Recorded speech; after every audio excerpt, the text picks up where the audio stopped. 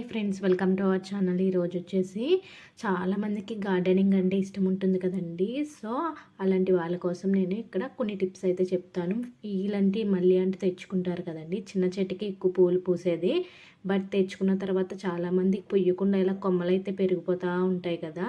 So అలాంటప్పుడు ఫిబ్రవరి నెలలో ఇలా చేశారంటే కనుక నేను చెప్పినట్టుగా మనకి మార్చి వచ్చేసరికి మంచిగా మొగ్గల పూత అయితే వస్తుందండి. చాలా గుబురుగా ఎక్కువ పూలు అయితే పూస్తాయి. మనం మొక్క తెచ్చుకున్నప్పుడు ఎలా ఉందో సేమ్ అదే విధంగా ఎక్కువ పూలు అయితే పూస్తాయి. సో ఇప్పుడు ఏం చేయాలి ఏంటి అంతా కూడా చూపిస్తాను. ఇప్పుడు ఫిబ్రవరి నెల కదా, ఖచ్చితంగా ఇలా అయితే కొమ్మలు అయితే పెరిగిపోతాయండి. చాలామందికి తెలియక కొమ్మలను అట్లానే వదిలేస్తారు. అలా వదిలితే పువ్వులు అయితే పుయ్యవు, చెట్టు మాత్రం ఎదిగిపోతూ ఉంటుంది. సో ఫస్ట్ స్టెప్ ఏంటంటే ఇలా ఇవన్నిటినీ కూడా ఎంత పొడుగ్గా పెరిగినాయి అన్నీ కూడా చివరిదాకా కట్ చేసేసుకోవాలి. ఒక అడుగు వరకు ఉండేలాగా మిగతావన్నీ కూడా కట్ చేసేసుకోవాలండి. అప్పుడు మళ్ళీ ఇలాంటి ఆకులు కూడా ఎక్స్ట్రా ఉన్నవి మంచిగా లేనివి అన్నీ కూడా రిమూవ్ చేసేసుకోవచ్చు. ఇలా అన్నీ తీసేసిన తర్వాత మట్టిని అనేది గుల్ల చేసుకోవాలి. మొక్క చుట్టూరు ఉన్న మట్టి అంతటినీ కూడా గుల్ల చేసుకోవాలండి. సో చూస్తున్నారు కదా, ఇక్కడ ఆల్రెడీ చిన్న చిన్న చిగుర్లు అయితే వస్తున్నాయి నోట్స్ దగ్గర నుంచి. సో అలా ఎక్కువగా వచ్చి గుంపుగా అయితే పెరుగుతుంది. మీరు అలా వదిలేస్తే పైన కొమ్మలు కింద పెరగకుండా అలానే ఉండిపోతాయి. సో మట్టిని అయితే గుల్ల చేసుకోవాలి.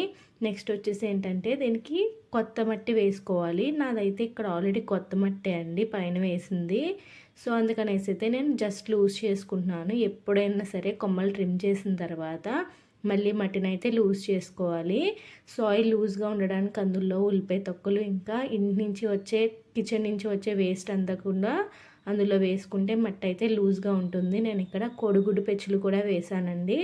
సో దానివల్ల మట్టి అనేది మంచిగా లూజ్గానే ఉంది. లూజ్గా లేదు గట్టిగా అయిపోయింది అనుకుంటే రీపోటింగ్ అయితే చేసుకోవచ్చు.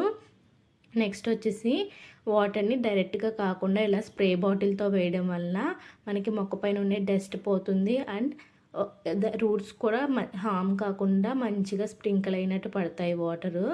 సో మ్యాక్సిమం అన్ని మొక్కలకి కూడా ఈవినింగ్లో ఇలా స్ప్రే చేయడం వల్ల ఏంటంటే పెస్ట్ కూడా రాకుండా చాలా బాగా యూజ్ అవుతుంది.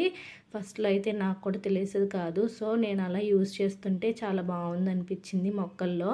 సో ఇంతే ఫ్రెండ్స్, ఇలా చిన్న టిప్స్ ఫిబ్రవరిలో కనుక ఫాలో అయ్యారంటే మార్చి నెల వచ్చేసరికి ఖచ్చితంగా బ్లూమింగ్ అయితే చాలా ఎక్కువ ఉంటుందండి. సో నెక్స్ట్ అప్డేట్ కోసం సబ్స్క్రైబ్ చేసి వెయిట్ అయితే చేసేయండి. Thanks for watching. బాయ్.